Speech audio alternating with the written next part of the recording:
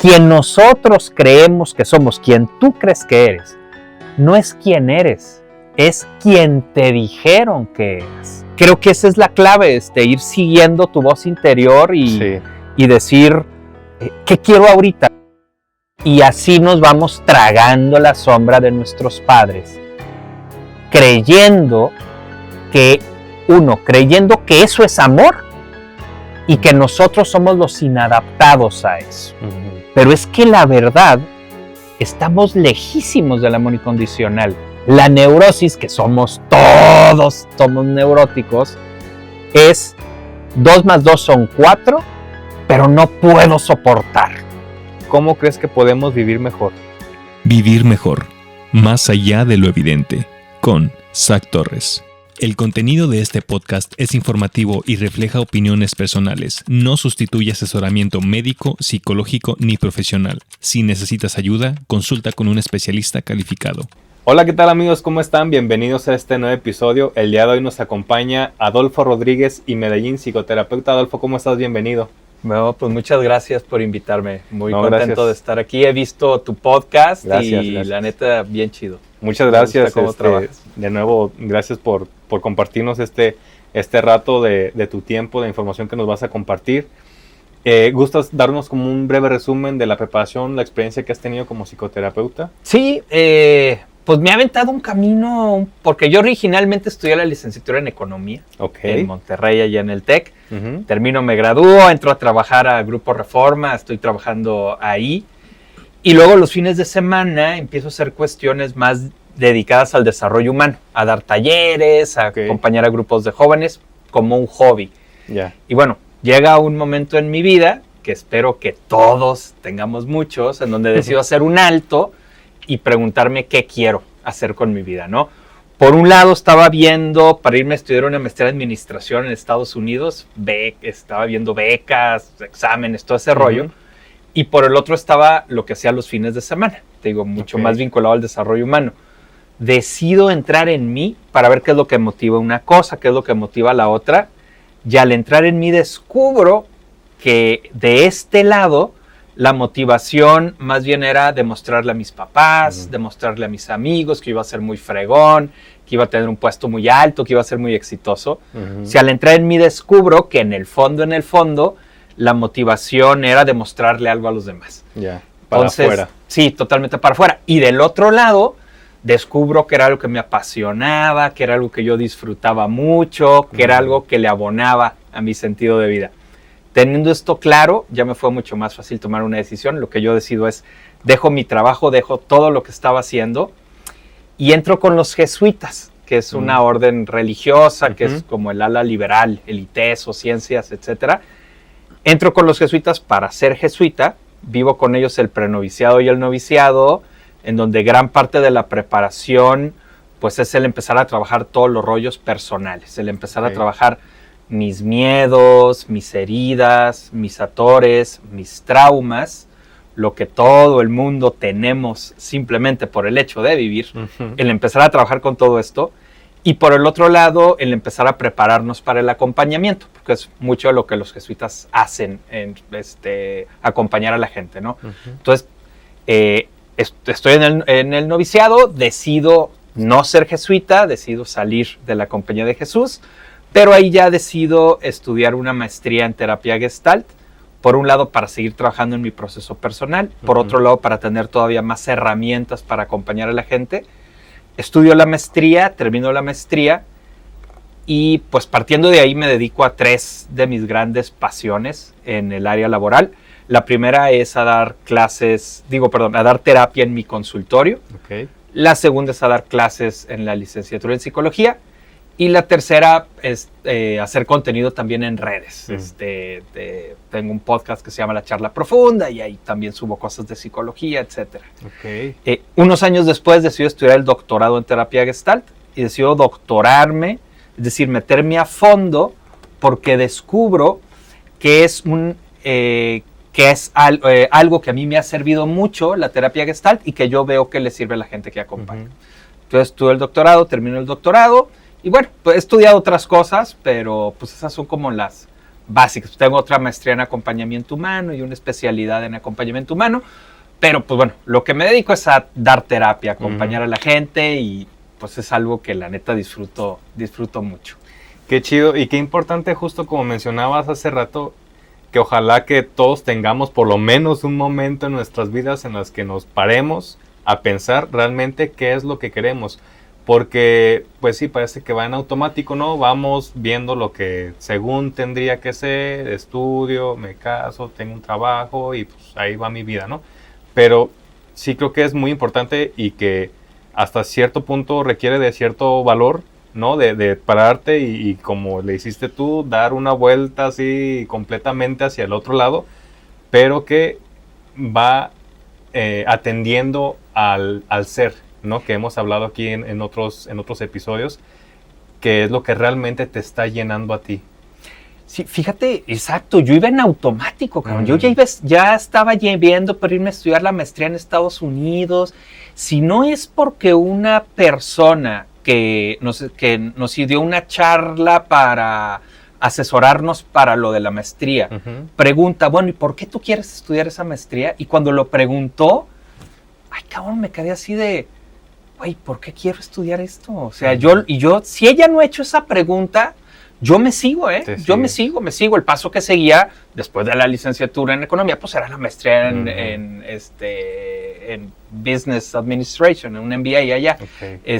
Pero no era lo que yo quería, güey. Pero me hacen esa pregunta y a mí me abre los ojos y a partir de ahí sí empiezo, como bien dices, me tomo varios volantazos en mi vida. Sí, una amiga me dice que llevo 3 reencarnaciones en una vida, güey. Porque, sí me ha aventado unos buenos, como dices, girones de volante, güey. Pero creo que esa es la clave, ir siguiendo tu voz interior y decir, ¿qué quiero ahorita? ¿No? A mí, por ejemplo, se me hace que es una mentada de madre preguntarle a los chavos de 18, 19, 20 años a qué se van a dedicar toda su vida, güey. Qué peso, o sea, qué cosa tan pesada tener que decidir a los 18, 19, 20 años a qué te vas a dedicar toda tu vida. Esa pregunta está equivocada. O sea, la pregunta que tiene que ser es, ¿de qué te gustaría aprender ahorita? Esa es la pregunta. Y eso, lo que te gustaría aprender ahorita, eso estudia, a eso métete. Y si vas siguiendo esa voz interior, pues sí te puedo decir que vas a estar haciendo a los 50, 60 años. Vas a estar haciendo lo que quieras estar haciendo a esa edad, ¿no? Son muy pocas los caminos que los tienes que tomar y si no ya valiste, que sería lo que tiene que ver con el cuerpo, ¿no? Sí, pues si a los 25 descubres que quieres ser futbolista profesional, pues ya valiste madre, ¿no? O sea, ahí sí ya valiste madre. Pero en mi caso, que a los 30 descubro que quiero ser terapeuta, venga, o sea, puedes hacerlo sin ninguna bronca. Completamente coincido contigo que el tener que definir a una edad tan joven como a los 18, 19, 20 máximo, los que ya se tomaron un par de años sabáticos si acaso, es algo sumamente erróneo porque probablemente en ese momento ni siquiera estás pensando realmente a qué te quieres dedicar, no estás en un momento de vida, creo que estás sintonizado como en otras cosas, como a lo mejor en los amigos, en la diversión, en lo que sea, y como condenarte de alguna manera, decirlo así, a ya te metiste en ingeniería, ahí te vas a quedar toda tu vida. Y también siento que muchas personas se quedan ahí erróneamente porque sienten, ya estudié esto, ya me eché 4 años, ya llevo 3 años chambeando, pues ya me tengo que quedar aquí. Pero realmente no es así, o sea, no es como que, ya te cambiaste de carrera, te vas a ir preso, ¿no? O sea, no es como algo así como tan... Y si hablas, Isaac, con las personas ya de 40, 50 y les preguntas, oye, ¿te estás dedicando a lo que estudiaste? No mames, un porcentaje altísimo, ¿no? O sea, un porcentaje súper alto. Claro que hay gente como, por ejemplo, mi pareja, Itzel, ella desde niña quería ser educadora y ¡pum! Educadora y ahorita tiene guarderías y lo tuvo clarito, ¿no? Ok, siempre hay gente así, pero habemos gente, güey, que vamos por todos y nos tardamos un buen rato en encontrar qué es lo nuestro. Y pareciera como socialmente creo que está como visto como un fracaso, como el ingeniero y ahora se va a poner a vender partes de autos, ¿no? Que a lo mejor es lo que le apasionó desde niño. Totalmente. Y que probablemente ahí pues le va a ir mucho mejor, ¿no? Pero, ya fracasó porque ya no está dedicándose a lo que estudió. Y aquí hay un punto bien importante que es, tienes que enfrentar a muchas personas. Sí. Porque, por ejemplo, a mí, cuando dejé la economía y me fui de jesuita, mi papá me dejó de hablar un tiempo, porque pues... Creo que es lo más difícil, ¿no? Los lazos súper cercanos, familiares. Sí, que no, igual cuando me salgo de los jesuitas para estudiar psicoterapia, cuando yo era economista, mis papás los dos súper molestos conmigo, ¿no? Pues nadie venimos a cumplir las expectativas de otras personas. Tenemos que seguir nuestra propia voz y nos vamos a tener que enfrentar con otras personas, pero pues vale la pena la apuesta. Sí. Y también hace rato que decías que ibas a estudiar la maestría y todo esto era para comprobar o demostrar como hacia afuera o hacia las demás personas. Siento que ahí es también lo que hemos hablado aquí en algunos episodios, que es esta lucha entre el ego y el ser, ¿no? Que igual ahorita ahí, si se puede, nos metemos como a esos temas. Sí. Que creo que en este caso tú atendiste al ser y no tanto al ego, que creo que los dos son necesarios en ciertos puntos de la vida, pero hay una frase que me gusta que es, el ego es necesario, pero va a ser tu copiloto. El que va a pilotar eres tú y, digamos, viviendo como desde el ser, ¿no? Sí. Es que, fíjate, yo aquí... el ego se puede entender de muchas maneras, pero a mí como me gusta entenderlo, es la parte de nosotros que aprendió a sobrevivir. Completamente. Y no es mala, es busca nuestro bien. Sí. El problema es que el ego se forma, güey, cuando somos niños y somos totalmente dependientes y vulnerables, y queremos pertenecer güey. También, ¿no? ¿Cómo? Y queremos pertenecer, digamos. Sí, y tenemos que pertenecer, porque si no perteneces te mueres, güey. Sí. Si no biológicamente no sobrevives. Tú dejas a una niña de 6 años, a un niño de 6 años solo en el centro, y si no se encuentra algún adulto que se haga cargo de él, se va a morir, porque necesita pertenecer. Entonces nuestro ego se forma en una etapa en la que dependemos de manera absoluta. Entonces tenemos que aprender qué quiere mamá, qué quiere papá y qué cosas tengo que hacer yo para ser amado y sobrevivir. Porque si no, si en algún momento se enojan tanto como unos papás japoneses, hace tiempo vi la noticia, que se enojaron con su hijo, y fueron y lo dejaron en el bosque y su idea era regresar por él y ya no lo encontraron y el chamaco estuvo 3 días, pues lo encontró el ejército al borde de la muerte. Tenemos un nivel de dependencia impresionante cuando somos niños. Sí. Y en esa etapa se forma el ego. Entonces, nuestro ego tiene una lógica de sobrevivir el momento. Y entonces, yo hago lo que tengo que hacer para sobrevivir. Pero cuando alguien viene, por ejemplo, a terapia, es porque ya se cansó de solo sobrevivir. Quiere empezar a vivir. Y para vivir necesitamos cuestionar muchas dinámicas del ego que no son malas, pero están en una lógica de sobrevivencia, que nos va a llevar a una vida tranquila, pero no plena. Nos va a llevar a una vida de cierta comodidad, de cierta paz, como viviendo la vida medio gris. De bienestar, digamos. Pues más que, fíjate, yo diría que más que bienestar, el problema es más comodidad, porque la comodidad con el tiempo tiende a la anestesia. Y entonces es como quedarte demasiado en un espacio en donde mira, te lo pongo con este ejemplo. Cuando alguien viene a terapia y, por ejemplo, me dice, yo lo que busco es paz, sentir paz. Siempre digo, a ver, vamos a buscar algo más. Porque si nosotros lo único que quisiéramos fuera paz y tranquilidad en la vida, las cárceles en Finlandia, no sé si una vez vi un documental de cárceles en Finlandia, no mames, padrísimas, güey. Tienen Japón, un bosque, güey, tienen una biblioteca padrísima, el comedor súper chido, los presos tenían tele en su cuarto, güey. Pues no mames, tendrían solicitudes. Sí. Pues te metes ahí, güey, ya no te tienes que preocupar de nada y te dan de comer ahí. No, todos nos buscaríamos meter ahí si lo único que buscáramos fuera paz. Pero nuestro ser, precisamente del que hablas, que tiene que ver con nuestra esencia, lo que busca es la vibración, lo que busca es la conexión profunda. Y eso es más que paz. La paz, con el tiempo, te digo, lleva a una anestesia. Cuando nosotros en la vida, en realidad lo que venimos es a vibrar, güey, ¿no? Digo, yo no sé si hay más vidas o no, pero por lo menos ahorita hay una, güey, y es como sacarle el mayor jugo que podamos. Pero para hacer eso, nos tenemos que enfrentar mucho con ese ego que tiene dinámicas de sobrevivencia. Okay. Y entonces, por ejemplo, estamos tú y yo aquí hablando, ¿no? Y entonces se me prende el ego. Y entonces tú dices algo y yo quiero demostrar que sé más que tú. Pero ese es el ego. ¿Y qué es lo que pasa? Que el ego aprendió a lo mejor que si yo no sobresalía no me iban a amar. Y entonces empiezo a quererte y no, y yo sí sé, y la chingada. Porque mi ego está sufriendo porque dice, güey, es que si él sabe más que tú, no te van a amar. Peligro. Necesito demostrar que yo sé más. Y ahí voy a empezar a hacer muchas cosas para sobrevivir, pero que no me van a llevar a la plenitud.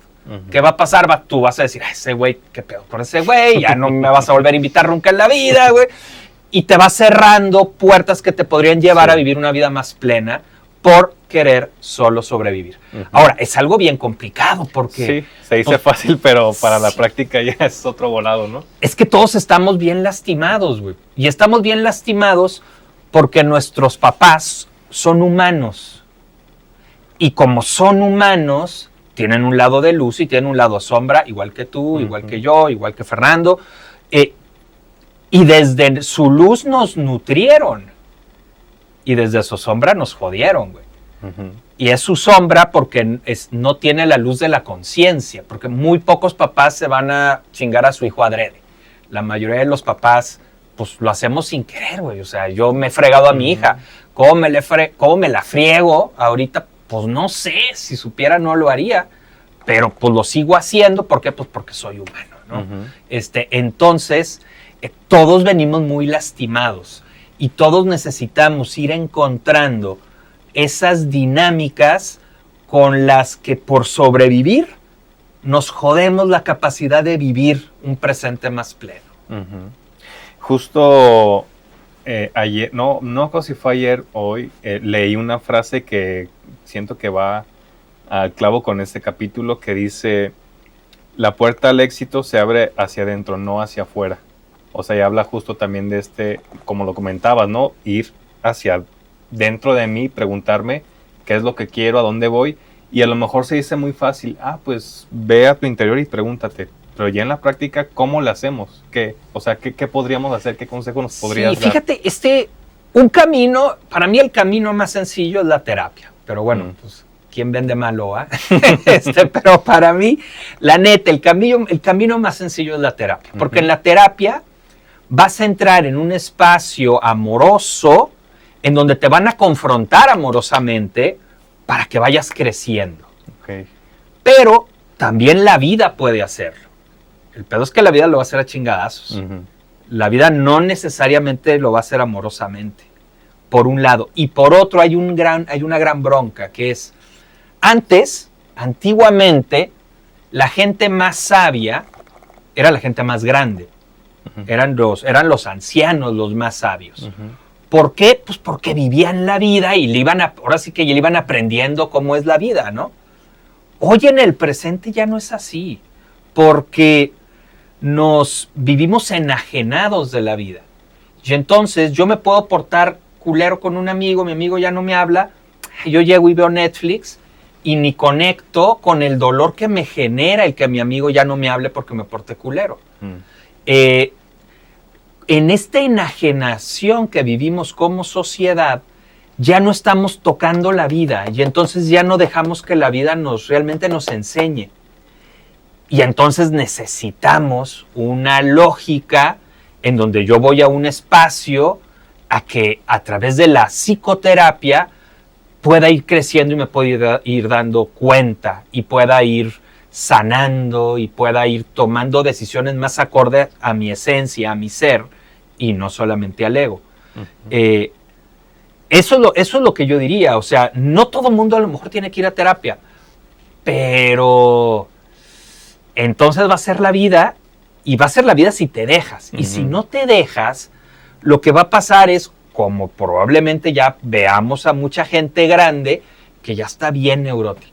O sea, que dices, no, güey, ya no es cierto que la gente más grande es más sabia. O peleos con la familia, ¿no? Por lo regular, me ha tocado escuchar por lo regular de gente mayor no, eso de ir a terapia, para mí que es puras...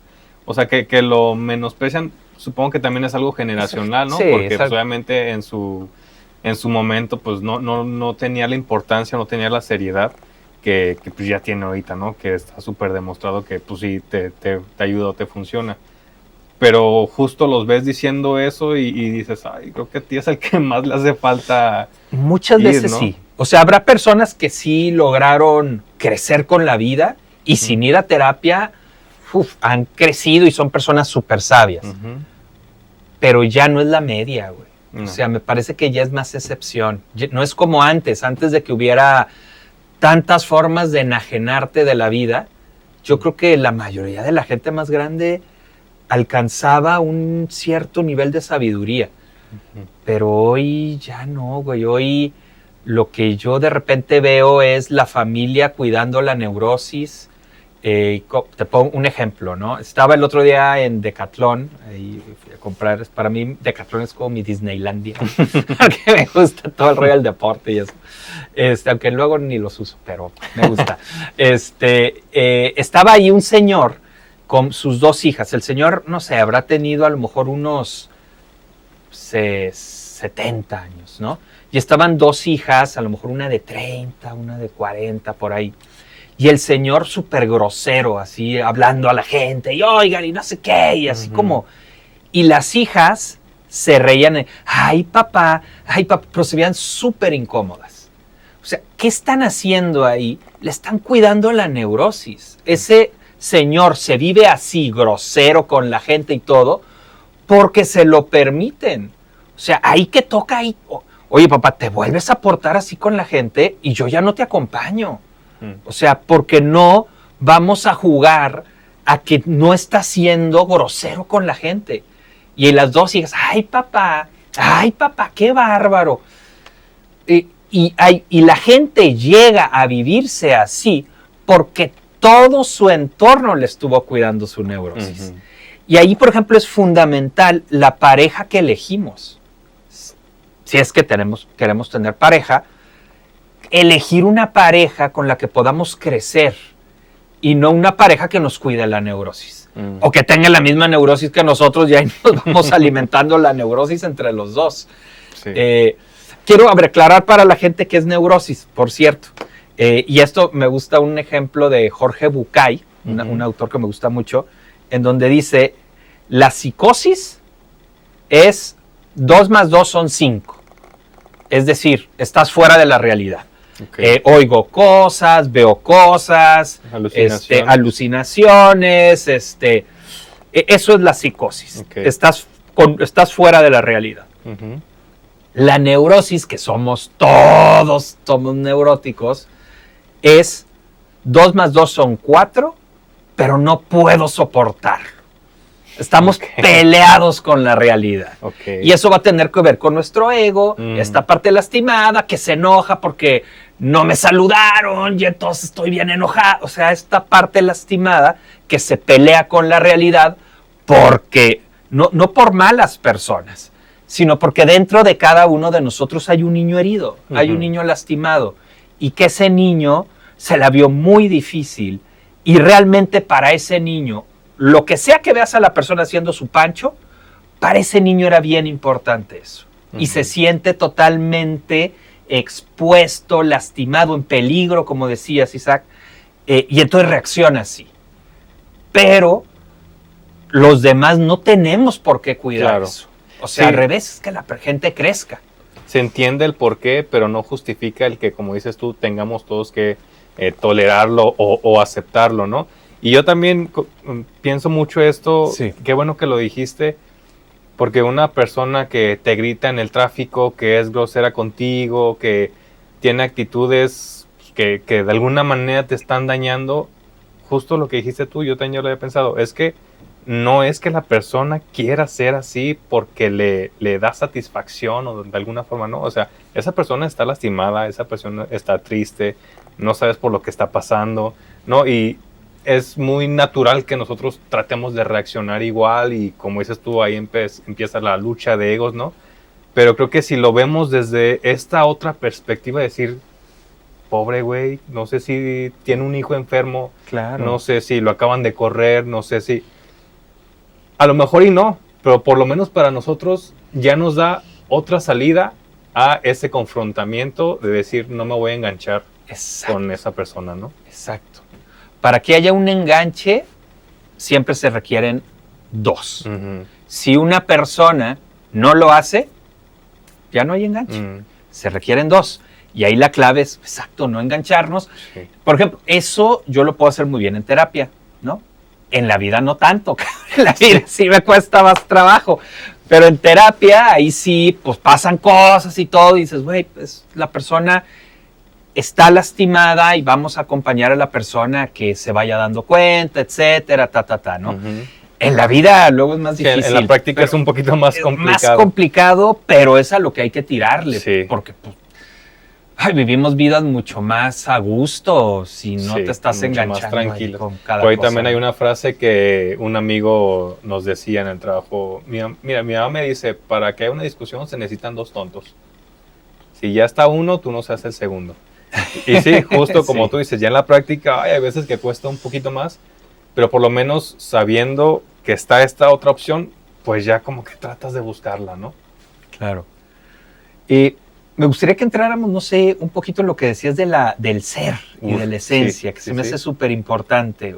Y es cómo, o sea, todos nacimos muy en contacto con nuestra esencia. Uh-huh. Si tú ves a un niño de 3, 4, 5 todavía años, algo que los define es que son espontáneos, que no sabes exactamente naturales, qué esperar. De repente un día puede ser muy amoroso y otro día no te saluda. Y en esa edad nosotros estamos en contacto con nuestra esencia y nuestra esencia incluye todo de lo que el ser humano es capaz, desde lo más grande hasta lo más gacho. Y todos los niños de esa etapa se pueden mover por ahí. Después, ¿qué es lo que sucede? Nosotros, por definición, por ser mamíferos, nacemos y estamos activamente adaptándonos a nuestro entorno. Uh-huh.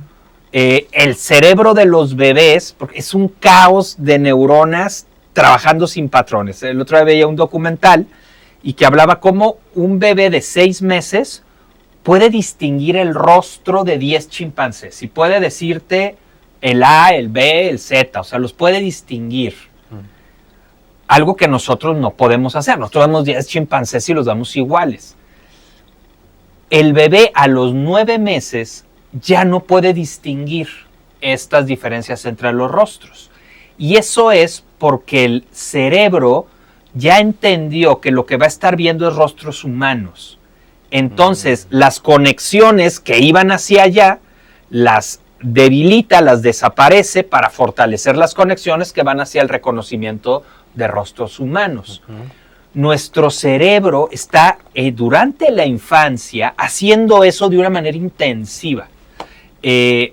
Una gacela nace y se tarda 3 horas en aprender a correr y a caminar sí. Y a correr. Después ya no va a aprender nada, prácticamente. ¿Por qué? Porque viene totalmente predeterminada para su ecosistema. Uh-huh. Tú la cambias a otro ecosistema y se muere. El ser humano, lo que son las 3 horas para la gacela, para el ser humano son 15 años de aprendizaje intensivo, de aprender cómo es el mundo. El problema es que no aprendemos cómo es el mundo. Lo que aprendemos es cómo es lo que nos están mostrando nuestros papás y nuestra familia. Y la interpretación que le vamos dando, ¿no? Sí, y sobre todo y la interpretación al inicio que le dan los papás. Porque nosotros cuando nacemos no tenemos palabras para decir lo que nos pasa. Y entonces, ¿quién va a poner las palabras? Los papás. Y entonces, si yo voy, tengo 4 años, 5 años, estoy jugando con mis amigos en mi fiesta, y luego voy y me siento, los papás desde su propia historia van a darle una interpretación a eso. Y entonces van a llegar y te van a decir, ay, no seas antisocial, ándale, ve y convive con los amigos. Ah, soy antisocial, va a decir el niño. O este comportamiento que acabo de hacer es de alguien antisocial. Es de alguien antisocial, pero, sí es de alguien antisocial. Otra familia con otra historia va a llegar y le va a decir al niño, ya te cansaste, descansa. Estoy cansado. Otra familia va a llegar, si tuviera otros papás con otra historia, llegarían y le decían, mira, te estás autorregulando. Me estoy autorregulando. Y lo único que hizo el niño fue sentarse. Sin embargo, mamá y papá le van a poner palabras a nuestras experiencias cuando somos muy chicos. Quien nosotros creemos que somos, quien tú crees que eres, no es quien eres, es quien te dijeron que eras. Y venimos cargando muchísimas etiquetas, muchísimas interpretaciones que muy probablemente no tenían que ver con nuestra experiencia interna, sino tenían mucho más que ver con la historia de mamá y de papá y cómo ellos vieron la situación. Entonces, una cosa fundamental en un proceso de terapia profundo, porque hay diferentes tipos de proceso de terapia, pero una terapia profunda, una parte fundamental es empezar a cuestionar todo eso. Porque hay otro problema aquí, que es, por definición, mamá y papá no ven sus sombras. Por definición no las ven. Entonces la sombra de mamá y de papá no va a estar en la historia que te contaron. Y entonces, por ejemplo, va a ser, no, es que tú eras un berrinchudo. No te querías comer el brócoli y ahí te quedabas sentado porque no te lo querías comer. ¿Quién es el berrinchudo? Ahí, el niño que no se quiere comer el brócoli o el papá que obliga al niño y la mamá que obliga al niño a que se coma el brócoli. El berrinchudo es el papá. Yo cuando me dicen eso, digo, oye, y si yo hubiera ido a tu casa también me hubiera tenido que comer el brócoli, porque, ¿qué pedo? Pues hay mucha comida y se vale que algo no te guste. Pero como mamá y papá no ven su sombra, la historia va a ser, tú eras un berrinchudo. La historia va a ser, tú eras un X, lo que sea. Pero no va a tener incluida la sombra de mamá y de papá. Y aquí hay otra bronca. Imagínate tener 4 años, 5 años, 8 años y realmente saber que tus papás no saben qué pedo. Que esa es la verdad, güey. O sea, no mames, no sabemos qué pedo, güey. Pues vamos ahí medio dándole a la vida. Ahí con los hijos, a como nos salga, ¿no? Imagínate qué pinche angustia para el niño o para la niña saber que sus papás no saben qué pedo y tu existencia depende de ellos. Entonces, aquí hay una defensa, hay un mecanismo que se genera de defensa en donde yo veo a mamá y a papá como Superman y Supergirl. Y eso me da tranquilidad. Yo creo que mis papás saben qué pedo. Creo. Pero entonces, ¿qué sucede cuando papá y mamá sacan su sombra y tú, de niño o de niña, tienes una sensación desagradable porque realmente está mal eso que está pasando? Porque ellos están mal, están enganchados, andan neuróticos, andan lo como sea que estén. Pero si ellos son Superman y Supergirl, entonces ¿quién va a ser el jodido? Pues yo. Y así nos vamos tragando la sombra de nuestros padres, creyendo que eso es amor y que nosotros somos los inadaptados a eso. Una gran parte de un proceso de terapia profunda va a tener que ver con que podamos empezar a diferenciar algo que de niños no podíamos hacer, pero que los adultos seguimos todavía como si fuéramos niños, que es poder diferenciar la luz y la sombra de mamá y de papá. Por ejemplo, hace poco vino un amigo mío, yo soy de Torreón, y vino un amigo mío de Torreón y mis amigos aquí en Guadalajara casi todos son terapeutas, entonces yo estoy súper acostumbrado a hablar de estas cosas, ¿no? Y este amigo mío llega y entonces no sé qué estábamos hablando, que yo le dije, no, güey, mi papá es bien egoísta. Y se me quedó viendo con una cara así como si le hubiera pegado a Dios, güey. Y yo así de, ¿qué pedo? O sea, me sacó mucho de onda su reacción. Porque, pues, no, ya estoy acostumbrado a otras cosas. Y entonces me quedé pensando, dije, a ver, ¿qué pasa, güey? Porque si yo le hubiera dicho que mi pareja es egoísta, no hay pedo, ¿no? No hubiera sido la misma reacción. Ajá, no hubiera sido, o sea, no, probablemente porque se vale que tu pareja no sea perfecta. Eso se vale. Y lo que pasa ahí es que el amor hacia los papás se genera en esta etapa en donde no hay ambivalencias. Pero sí podemos decir, mi pareja es egoísta, pero así la amo. Este pinche amigo es bien, bien marro. ¿Bien qué? Bien marro. Es bien marro y cabrón, pero es mi brother, güey, sí. Así lo quiero, güey. Sí podemos hacer eso con los amigos, podemos hacer eso con los hijos, podemos hacer eso con la pareja.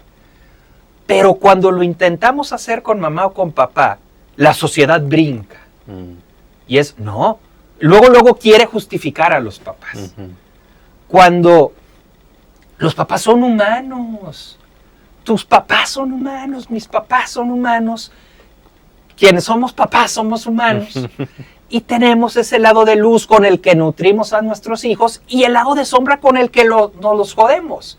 Entonces, necesitamos luchar con esa idea de que no podemos, de que decir defectos de papá y de mamá es no amarlos. Porque eso no es un amor maduro. Un amor maduro te ama con todo y tus defectos. Sí. Y puedes ver esos defectos y así te amo. Necesitamos como sociedad, y esto se hace en un proceso de terapia profunda, poder diferenciar esa luz de esa sombra. Para poder abrazar la luz y decir, mamá, papá, te amo con todo mi corazón cuando estás en este canal, cabrón. Y poder decir, cuando estás en este canal, no.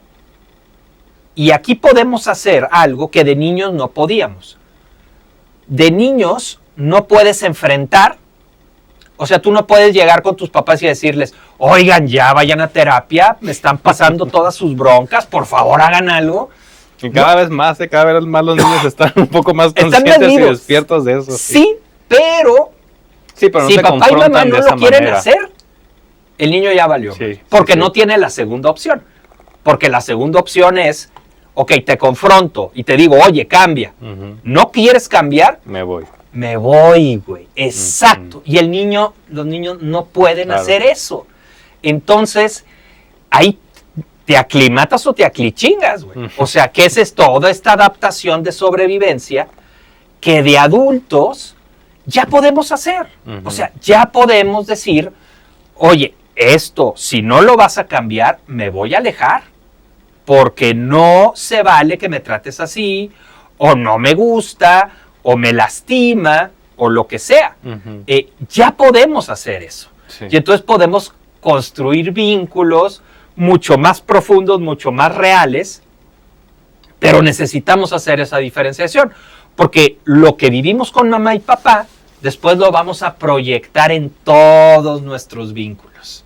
Porque es la manera en que entendimos que funciona el mundo.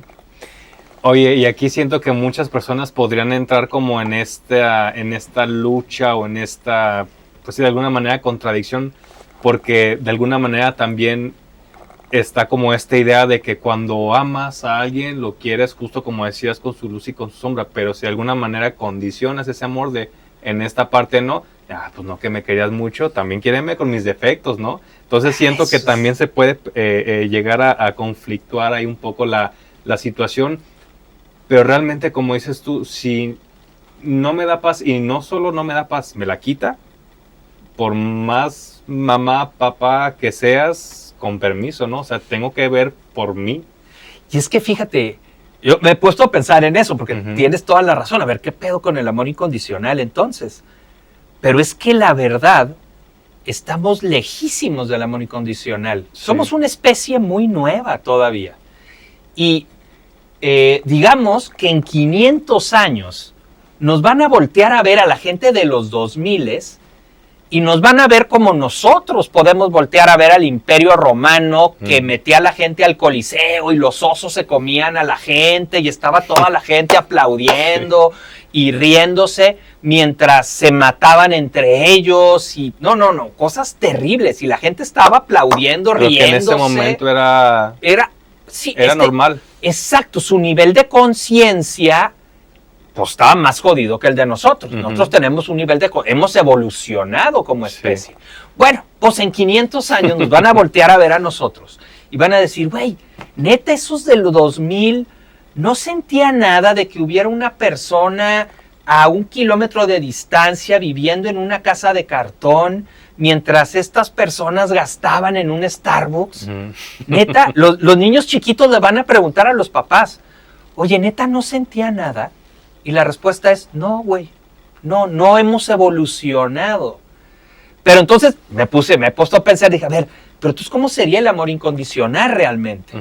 Y el amor incondicional sería una locura, güey, porque significaría que yo amo igual al inmigrante que va en el tren que a mi hija. Porque no habría condiciones. O sea, el verdadero amor incondicional es así como de... Una utopía. Ay, cabrón, pues, ¿cómo funcionaría un mundo así? Pero el verdadero amor incondicional, yo amaría igual a mi hija de lo que amaría a ese inmigrante que va caminando, de lo que amaría a ese señor que vi en la calle, güey. Los amaría igual porque no hay condición. Entonces, estamos lejísimos de eso. No, pues, o no sé si en un futuro, como habla Teilhard de Chardin, un jesuita, de cómo estamos cada vez con una mayor conexión, si en algún momento esa conexión pudiera llegar a ese punto, que sería una conexión absoluta entre los seres humanos, en donde te amo igual que me amo a mí, y sería algo que, bueno, pues con los millones y millones de años probablemente se pueda llegar ahí. Hacia allá nos estamos moviendo, hacia allá nos movemos, porque ahorita sí nos importaría que en el estadio Akron metieran gente a que se las comieran los leones, güey. Sí. O sea, aunque no los conociéramos, sí haríamos un pedo y diríamos, oigan, ¿qué pasa? No hagan eso, ¿no? O sea, hacia allá nos estamos moviendo. Pero todavía nos falta un chingo. Sí. Nos falta muchísimo. Entonces, esto que hablas del amor incondicional, no sé, o sea, bueno, así creo yo que se vería. ¿Cómo funcionaría una sociedad así? No lo sé. Pero lo que sí es cierto es que ahorita no estamos ahí. Entonces ahorita sí necesitamos que el amor sea mutuo. Sí, recíproco. Que sea recíproco, sí, exacto. Completamente.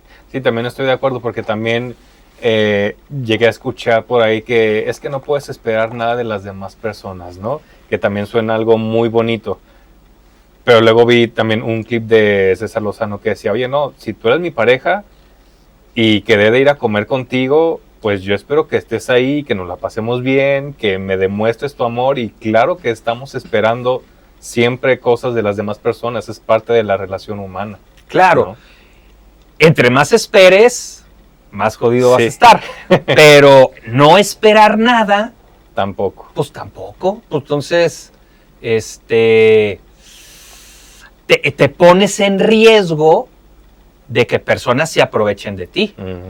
Porque va a haber personas que van a dame, yo no doy nada, dame, y te pones en riesgo de entrar en vínculos abusivos. Entonces, es lo padre en la psicología, que no hay blancos y negros, güey. O sea, que muchas veces, y sobre todo ahorita lo queremos llevar siempre así, ¿no? Sí. O es A o es B. O sea, no puede haber algo ahí en medio, un matiz de grises, o sea, siempre nos vamos a los polos, ¿no? Completamente, o es uno o es otro. Sí, y como especie somos bien así, ¿eh? Como seres humanos, qué bárbaro, cómo nos encanta hacer pendulazos. Todo, sí. Oye, y también hace ratito que comentabas este tema como de los papás siempre les vamos a estar echando sombras a los hijos, me surgió esta duda que igual... Pues creo que no es posible, pero ¿cómo podemos como papás? Digo, además, me imagino que yendo a terapia es una de las formas, pero tratar de echarle lo menos sombra que se pueda a nuestros hijos o personas que estén a cargo de niños. Sí, fíjate, cuando alguien viene a terapia y su preocupación es, oye, mis hijos, quiero ser un buen papá, o bueno, quiero mejorar, no me gusto como papá y me gustaría gustarme como papá o como mamá. El trabajo bueno, hay cosas que pueden ser como muy puntuales, que van a tener que ver con la voluntad, pero todo esto es varias complejo. Cosas. Es complejo y hay varias cosas ahí muy interesantes. Pero bueno, ahorita veo si me meto ahí. Pero donde vamos a empezar sobre todo trabajando es con su propia historia. Porque yo voy a tender a repetir lo que me hicieron. O hacer lo contrario a lo que me hicieron. Pero en ambos casos no estoy viendo cuáles son las necesidades de mis hijos. Estoy actuando desde lo que yo viví. Ya. Entonces, por ejemplo, vamos a imaginar una mamá que sus papás eran muy fríos, ¿no? Y no había nada de contacto físico. Y esta mamá tiene el suficiente nivel de conciencia para decir, eso no me gustó. Eso estuvo muy feo.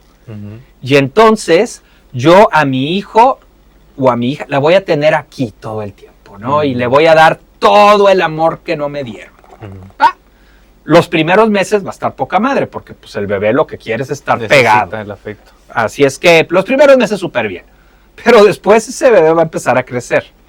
Y va a tener ganas de gatear y de explorar.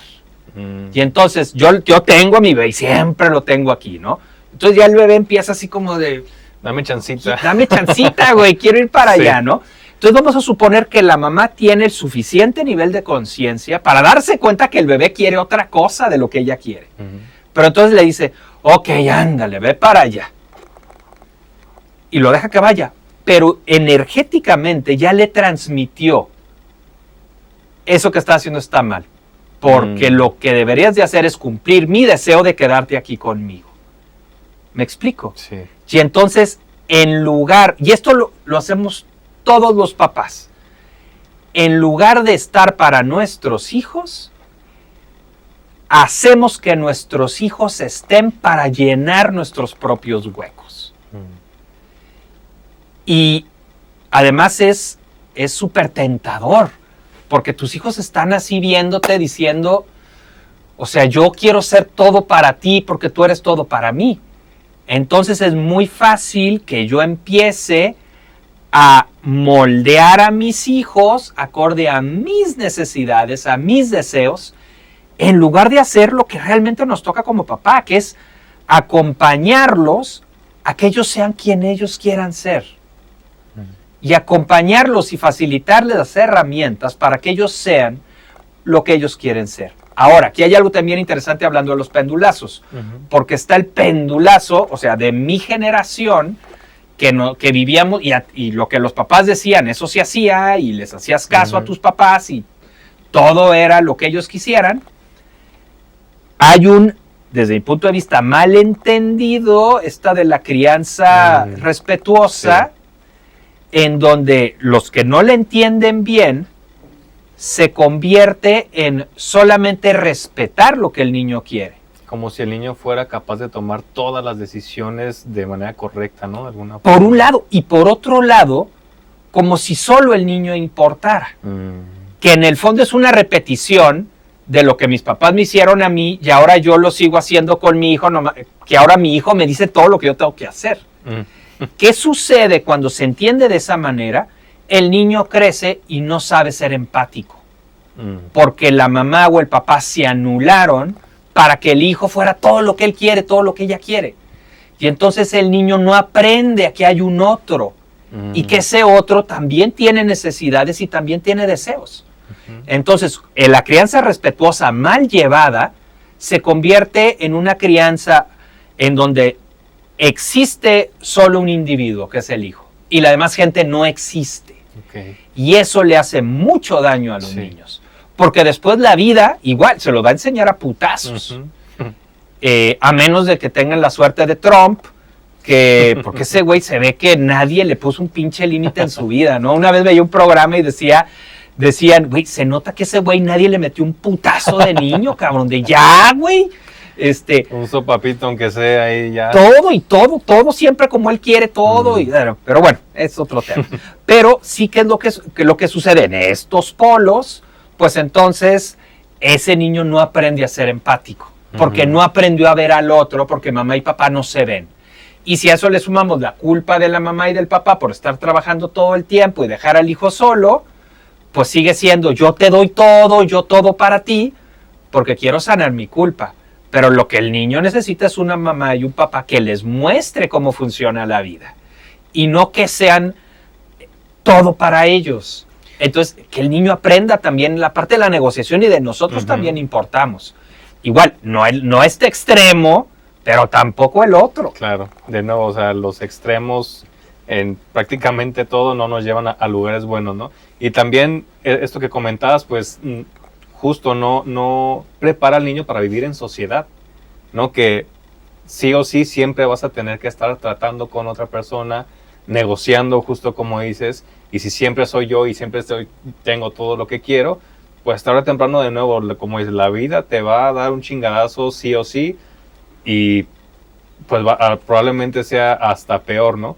Y también muchas veces esto de los papás darle siempre como que todo al niño, y siento que también está un poco enmascarado porque a final de cuentas es para ellos estar tranquilos o como para ellos decir, ay, soy un buen papá, que realmente ni siquiera es por el bien del niño, ¿no? Si realmente te preocupara el bien del niño, haces lo que sabes que tiene que hacer o pasar, aunque al niño no le guste. Claro. Ahora, me gustaría tomar algo de esto que dije de Trump, de que nadie le dio un golpe. A ver, los golpes jamás están justificados. Ahorita me quedé, no se vaya. Sí, en terapia, por ejemplo, cuando alguien llega habiendo normalizado que fue golpeado, siempre le digo a la persona, le digo, a ver, vamos a suponer que yo soy 10 veces más fuerte que tú, ¿no? Que sería lo que más o menos un niño, un adulto. 10 veces más fuerte que tú. ¿Qué podrías tú hacer para justificar que yo te golpeara? Les digo, ¿qué podrías tú hacer aquí en este espacio? Para justificar, no que te frenara y te sometiera, sino que te golpeara. Nada. Si tú fueras 10 veces más fuerte que yo y yo quisiera empezar aquí a romper cosas, nada justificaría que me empezaras a madrear. Lo que me pararas y me frenaras y dije, güey, espérate, que no nos dañes aquí el equipo. Pero no podría yo hacer absolutamente nada que justificara que tú me golpearas, si fueras 10 veces más fuerte que yo. Y por ejemplo, si viéramos a un policía y se filtra un video de un policía golpeando a un preso, ¿qué va a pasar? Van a correr al policía. Y es un preso. Ahora estamos hablando de niños de 5 años, de 7 años. O sea, nada puede justificar el que se golpea a un niño. Claro, hay que regañar, hay que hablar a veces fuerte, por supuesto, dependiendo de la situación. Ahora, aquí hay algo bien interesante también. Cuando son que viven golpeados, les digo, a ver, ¿a poco no es cierto que tú tratabas de explicarte qué hiciste para ser golpeado? Pero realmente nunca encuentras la razón porque otro día que tus papás estaban de buenas, hiciste lo mismo y no te pegaron. Porque los golpes, los gritos, no tienen tanto que ver con lo que hizo el niño o la niña. Tienen mucho más que ver con el estado de ánimo de los papás. Sí. Y desde ahí surgen. Entonces el niño no aprende nada. Porque no es algo viéndolo a él. Es algo que surge de mi estado de ánimo, de mi propia frustración.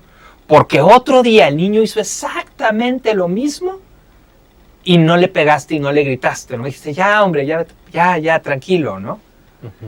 Porque tenía que ver con mi estado de ánimo. Entonces, para el niño es una confusión muy grande, que si lo sumamos a que los niños no pueden ver la sombra de los papás, pues hay golpes muy fuertes en la autoestima de ese niño y un bloqueo de su esencia y de su ser.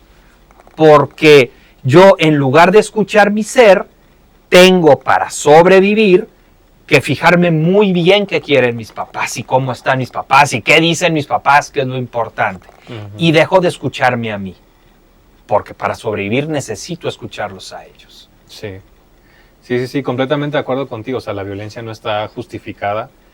Que sí también creo esto, que los llamados de atención, levantar de repente un poco la voz o algo, llega a resonar en el niño como para decir, ay, esto que estoy haciendo no está bien, ¿no?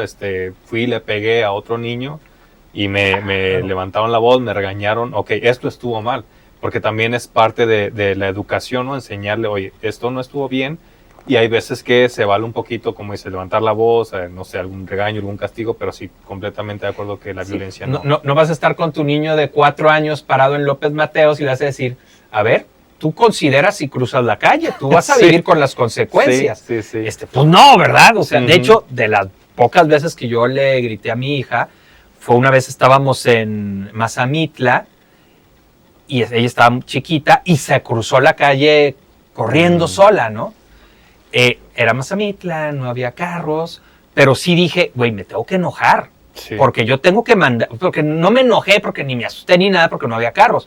Pero dije, tengo que mandarle el mensaje de que no puede hacer eso. Imagínate, igual, la van a atropellar. Entonces fui muy fuerte, le dije, no vuelvas a cruzar la calle así. O sea, tuve que conectar con mi enojo, aunque no estaba enojado, como incluso actuar un poquito, porque yo necesitaba que ella recibiera el mensaje de que eso no es chistoso y eso ahí no estamos jugando.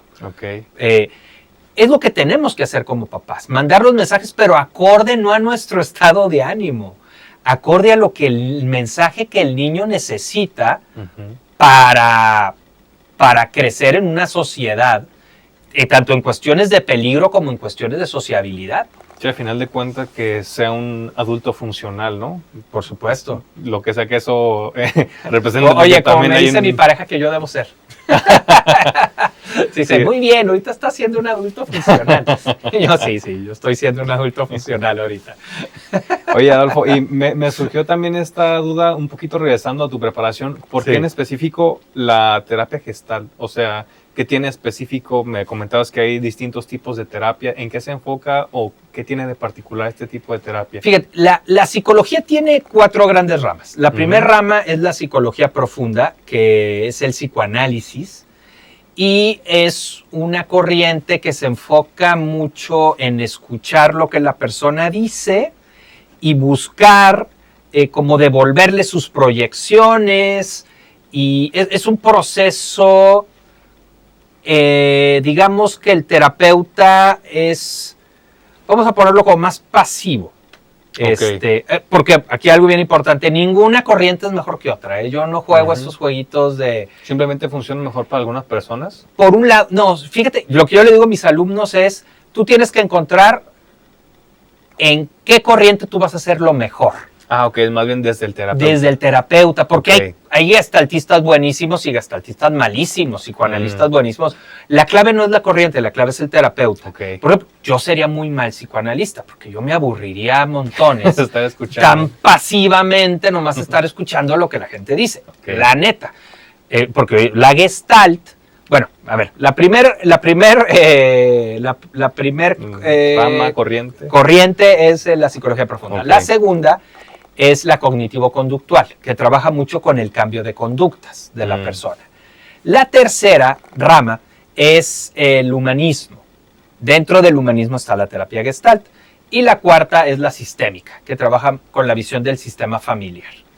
Dentro del humanismo está la terapia gestalt. En la terapia gestalt trabajamos mucho esta cuestión de vivir el aquí y el ahora, pero suena muy bonito, pero tiene que ver con esto que hablábamos, que en muchos momentos yo estoy reaccionando no con base al presente, sino con base al pasado. No desde el adulto que soy, sino desde el niño con miedo dependiente, impotente que fui. Entonces se hace mucho trabajo con profundizar en ti y darte cuenta desde dónde te estás compartiendo, desde dónde estás actuando cada situación. Y tiene una parte muy importante que es vivencial. Es decir, no nada más es a través de la palabra, sino es también a través de ejercicios. Es también a través, haz de cuenta que vamos a buscar que tú tengas una experiencia que te lleve a conectar con lo que estás viviendo, lo que está sucediendo, y puedas explorar otras partes tuyas para poder recuperar esas partes de tu esencia que se quedaron afuera cuando aprendiste que tenías que sobrevivir solamente viviéndote en este cachito que es lo que tu mamá y tu papá, con lo que tu mamá y tu papá podían y se sentían a gusto porque ellos mismos se los cortaron y así es de generación en generación. Entonces, digamos que es una corriente, por un lado, en donde buscas tanto la motivación de desde dónde te estás viviendo, ahorita podemos hablar un poquito de eso, como la acción. La acción no de ahora ve y haz esto, sino la acción primero de date cuenta qué te está sucediendo. Por ejemplo, les pongo un ejemplo. Está una persona, yo estaba en un grupo de terapia y entonces esta persona se da cuenta a través del trabajo que estaba haciendo la terapeuta que es una mamá abandonadora y que abandona mucho a sus hijos y logra darse cuenta de eso, ¿no? Y entonces llega la siguiente sesión y dice, esta semana no abandoné a mis hijos, esta semana me los llevé al parque, esta semana estuve con ellos. Y la terapeuta le empieza a confrontar. ¿Por qué? ¿Por qué le empieza a confrontar? ¿Por qué no le dice, felicidades, qué bueno, ya cambiaste? ¿Por qué creen? Para saber desde dónde hizo esa acción. Exacto. Lo que ella está haciendo es, su ego no pudo con ser una mamá abandonadora. Y entonces esa semana se llevó a sus hijos al parque, pero ¿a quién está viendo realmente? Se está viendo a ella, que no quiere ser abandonadora. Y eso es como barrer debajo de la alfombra. Entonces, no, más que buscar un cambio, en la terapia Gestalt no vamos a buscar un cambio inmediato. Lo que vamos a buscar es una transformación de la persona. De tal manera que primero me doy cuenta de, por ejemplo, que yo me vivo abandonando y entonces, pongo otro ejemplo para entender cómo funcionaría. Estaba una mamá que no podía abrazar a sus hijos, le costaba mucho trabajo abrazar a sus hijos, ¿no? Entonces hacemos un ejercicio, 2 personas representan, esto era terapia grupal, 2 personas representan a sus hijos, a ella le digo, tú párate aquí, ok, respira, conecta, ok, ve a abrazarlos, ¿no? Lo facilón sería, los abraza, ya soy. Lloran no. Y ya. Bonito, bonito. Pero no, ¿cómo fue el ejercicio? Que para mí es a donde tenemos que ir. Empieza a caminar hacia ellos y yo la freno. Me pongo enfrente y la paro. Y a ver, conecta con qué está pasando. ¿Qué sientes ahorita que te detengo de esto? Entonces empieza a conectar y empieza a llorar. Y dice, me estoy acordando cuando las sensaciones, cuando yo era niña y mi papá llegaba y yo salía corriendo a abrazarla y mi papá me decía, no, quítate para allá, hazte para allá. No seas encimosa, vete. Ahí es a donde tenemos que llegar. Porque ella necesita desprogramar su cerebro que aprendió que abrazar era algo amenazante, era algo humillante, era algo doloroso. Ahí es a donde tenemos que ir, no a que llegue y abrace a los hijos. Porque, mira, les voy a explicar algo. Nosotros desde la voluntad, nuestra voluntad es lo suficientemente fuerte para poder resolver prácticamente todo lo que vivimos. O sea, ¿qué pasa? Alguien le grita a sus hijos, ¿no? Y entonces yo le digo, ¿les gritas? Ok. Aquí tengo una bolsa con $10 millones. Si no les gritas a tus hijos durante este mes, te doy $10 millones. ¿Qué va a pasar? Se va a morder la lengua y todo lo que sea, pero no les va a gritar. No les va a gritar, güey. Curada. Está curada. ¿Qué es lo que pasa? Que desde la motivación, claro que desde la voluntad lo podemos hacer. Pero el presente tiene 2 grandes niveles. Un nivel es la voluntad, que tiene que ver con la conciencia, que es como una pelotita que yo puedo mover hacia donde yo quiera. Y tiene otro nivel, que es un nivel mucho más profundo, que es el nivel de las motivaciones. ¿Para qué hago lo que hago? Y esta es una pelota mucho más grande que apunta a cómo aprendí a sobrevivir, apunta a mi ego, apunta a mi parte herida, a cómo yo logré sobrevivir. Entonces, la voluntad, esta pelotita, es lo suficientemente fuerte esta chiquita para jalar la pelota grande para acá. A huevo. Tú dile a una persona, te doy $10 millones y deja de hacer eso, o empieza a hacer, o ve al gimnasio durante un mes y te doy $10 millones. A huevo que va a ir, güey. O ponte a dieta durante un mes. El deseo que quieras. Bueno, las dietas es otro tema, que no funcionen y bla, bla, bla. Pero bueno, lo que quieras. Te doy $10 millones, lo vas a hacer. Pero solo en el corto plazo.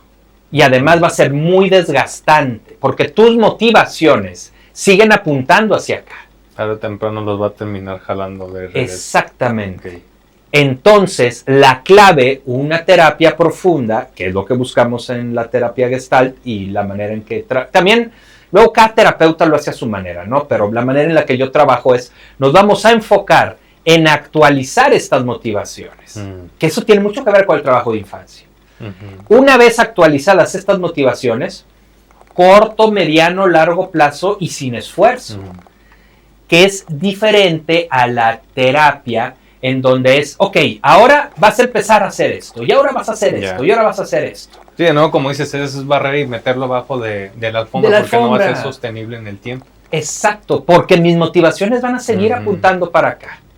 Entonces, lo que necesitamos es actualizar esto, y entonces tú te transformas, te empiezas a vivir de una manera diferente, y entonces tus acciones empiezan a cambiar sin esfuerzo, simplemente porque tú ya recuperas tu esencia, y tú ya puedes recuperar todas esas partes tuyas que tuviste que sacrificar, y ya no te vas a estar teniendo conductas que más bien tienen que ver con cómo aprendiste a sobrevivir, y ya van a estar mucho más enfocada a lo que tú deseas ser en tu presente, a quien vas siendo en tu presente.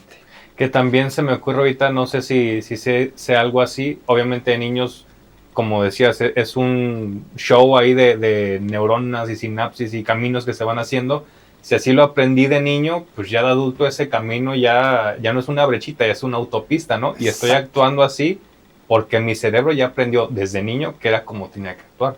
Entonces, supongo que es ahí como empezar a deshacer esa carretera y empezar a hacer otras nuevas para que ya sea un cambio, como dices tú, profundo y mi conducta ya sea natural, ¿no? Es natural. Ya no es un esfuerzo. Ya no es forzado. Ya soy así. Ya me vivo así. Okay. Y toda la razón, sí, son carreteras en donde portarte de otra forma es como una brecha. Entonces tienes que, en un proceso de terapia profundo, vas cuestionando esta carretera y vas empezando a caminar la brecha. Vas empezando a hacer movimientos hacia comprender otra manera de estar en el mundo, que es la tuya.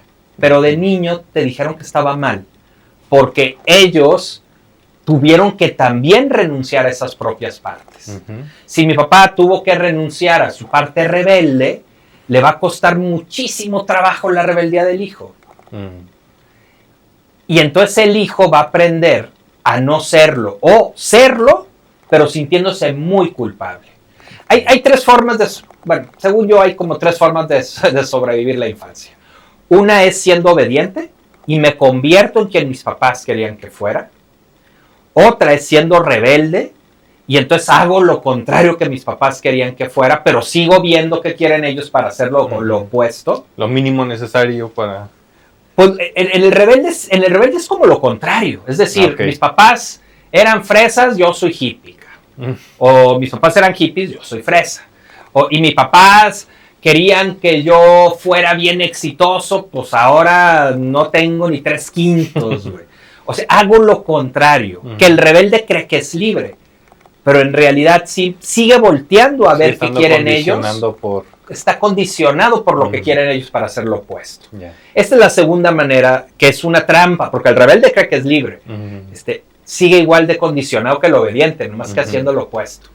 El tercero es quien sí logró defender parte de su esencia, pero hay una sensación de mucha culpa de ser como eres. Y entonces te vives siendo tú, pero te sientes culpable de ser tú. Y se vuelve pesado ser tú, porque vienes cargando toda la desaprobación de no haber sido como tu sistema familiar quería que fueras. Híjole, qué interesante, Adolfo. Creo que nos va a hacer falta por ahí grabar algún otro episodio. Ya casi se nos va acabando el tiempo. Pero antes de terminar, me gustaría preguntarte, ¿cómo crees que podemos vivir mejor? Creo que precisamente recuperando con la esencia, güey. Hay que voltear a ver cómo se ven los niños de 3, de 4, de 5 años. Esta ligereza, esta naturalidad, conexión con lo que quieren, con su propia voz. Necesitamos recuperar eso, pero ya con las herramientas del adulto, porque pues el niño sí quería muchas cosas, pero requería de otras personas que se las dieran. Sí. Nosotros hoy, cabrón, somos capaces de construirnos la vida que queramos. Por esas dos cosas que podemos hacer, confrontar o irnos. En el proceso de terapia que he desarrollado, hago, por ejemplo, un ejercicio, ya al final, ya cuando ya vamos a acabar, en donde el adulto invita al niño a su presente. No mames, güey. O sea, hemos logrado cosas que para nuestro niño sería el sueño total. Imagínate el poder decir, ahorita me voy a comprar un helado, güey, y no le tengo que pedir permiso a nadie, güey. ¿Y qué crees? Ya me hago yo cargo de mí. No necesito que nadie me dé dinero. Yo me hago cargo. ¿Y qué crees? Si quiero ir a la playa, me puedo ir a la playa. El problema es que no nos vivimos así, porque nos vivimos todavía muy condicionados a sobrevivir. Entonces, para vivirnos así, hay que recuperar nuestra esencia, de tal manera que ese niño que tiene tan claro lo que nos genera vida, pueda hoy, con las herramientas que ya tiene el adulto, construirnos la vida que queremos. Y está a nuestro alcance, güey. Está a nuestro alcance. Pero sí necesitamos cuestionar muchas dinámicas de sobrevivencia que fueron muy buenas en su momento. Gracias a eso sobrevivimos, pero hoy ya no nos sirven. Perfecto, pues muchísimas gracias. Por acá abajo vamos a dejar sus datos por si lo quieren contactar. Y de nuevo, gracias por este rato, por esta charla tan padre que nos compartiste, Adolfo. Y bueno, amigos, compartan por acá, comenten qué les pareció. Si les sirve a alguien, también por ahí mándenselo. Y nos vemos o nos escuchamos en otro episodio. Gracias. No, hombre, muchas gracias.